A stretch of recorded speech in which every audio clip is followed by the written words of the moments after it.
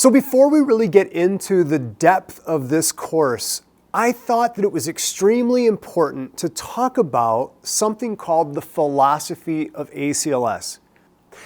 10, 15, 20 years ago, when I first started in my EMS career, ACLS training and certification was actually more of an in-service or almost a technical skill acquisition certification training. For instance, in an example, if we were going to intubate a patient, we would actually have to prove that we could intubate the dummy and be able to use the proper techniques and the proper tools to do so. If we were going to start an IV, then we needed to actually show that we could start an IV.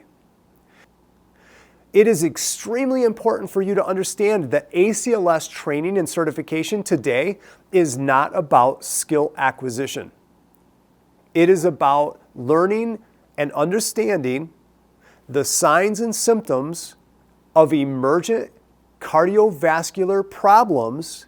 that require advanced cardiac life support care to stabilize the patient and save a life if at all possible. I know as a practitioner and as an educator that some of us are not as polished in our skills as we need to be.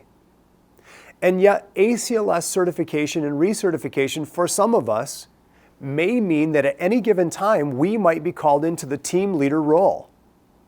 And that's why we built this system so that each of you could pretend at some point to be the team leader. In fact, to pass this course, you must fulfill your obligations as a team leader and be able to orchestrate a code and run it well. Though I understand that in the organization that you work, you may never be put in that position, I want to strongly encourage you to receive this education and practice these different scenarios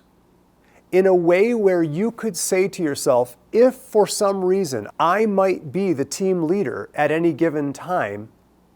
that you would have a confidence and understanding of not only the cognitive skills, but the tactile skills to be able to make a difference in the patient's life in a positive way. And I challenge all of us that if there are particular skills that we are not comfortable with, but we may be called upon to use at any given time, the onus is on us as professionals to seek out that type of ongoing education and that continued education